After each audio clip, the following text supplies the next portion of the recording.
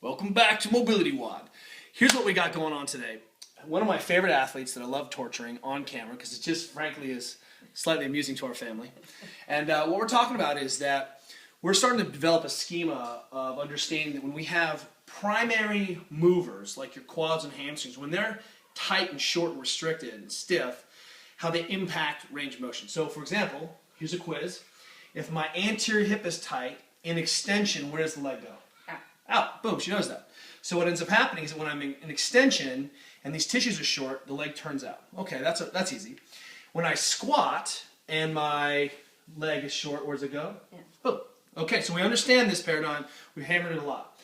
What we tend not to think about is what happens to the primary engine. These are the hamstrings, ostensibly, of the upper body. So when my tricep, long head particularly, is tight, when I go overhead, where's it tend to go? There it is again.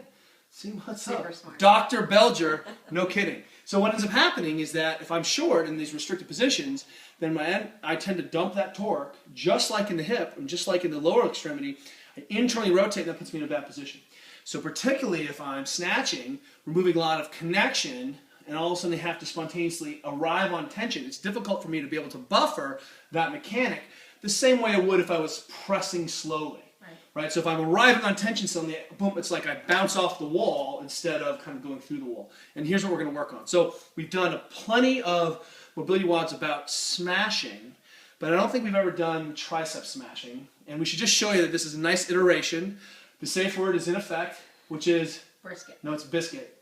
No, I'm just kidding. It's brisket. International safe word is brisket. Just messing with you. Go ahead on your stomach. So look at this. A simple way to smash each other. Now, if we look simply, I've got an ab mat here underneath her arm, so she just doesn't feel like she's in an uncomfortable shoulder position. If we look at the amount of time that a good athlete will spend on her hips, on her hamstrings, on her quads, on these big muscles, and sort of what's going on even at the shoulder, if we look at the kind of commensurate amount of time being dealt with at the tricep and in the bicep, not very much, and certainly not a lot of smashing. Every once in a while we'll get on the biceps or the triceps on the barbell and we'll go back and forth, but we probably typically don't add a lot of this. So what we found is that, come here, Jeeps.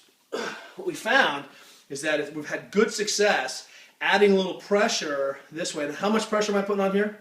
No more than 8 pounds. No more than 8 pounds. That's an inside joke. It doesn't take a lot to be able to really smash down. Now what I'm trying to do is I'm not necessarily trying to affect the sliding surfaces of the fascia the way I would if I was tacking and mobilizing or tacking and stretching or smashing and stretching. I'm trying to work on that deep intramuscular, the fascicle, the bundle, the kind of individual head of the tricep. And she's making a funny face. What's going on? How does this feel to you? It feels really uncomfortable. And this is how much pressure I'm putting on, like very little pressure. But these tissues are very stiff. And coming from this direction, you can actually see some definitive clonkings. If I come around the other side, we'll change direction here. And let me know what bone, snap. What bone is that again? Oh, that's so ugly. Wait, that's not a bone. It's your tricep bone. There's no tricep bone. Brisket. Brisket, right. And so what's happening is, though, is we can capture a much larger surface area, much more blunt force, and be cool.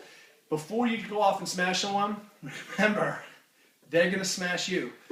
Because I'm an expert in this, there's no way I would let her smash me. But in the rest of the world, that's how we keep this from getting out of control. One person smashes, one person's the smashee, and then you switch roles because that keeps things in check. Mutual annihilation. Would you agree? It's called S&M. S&M. What are you talking about? Smash and mobilization? Is that what S&M stands for? MobilityWOD, Allison Belger. So the retest, of course, she puts her arm over her head. Go ahead and do that. Let's see if that's better or worse. Better. In what way? More extension here. This is actually flexion. more. Dr. Belger, PhD. MobilityWOD. We'll see you guys tomorrow.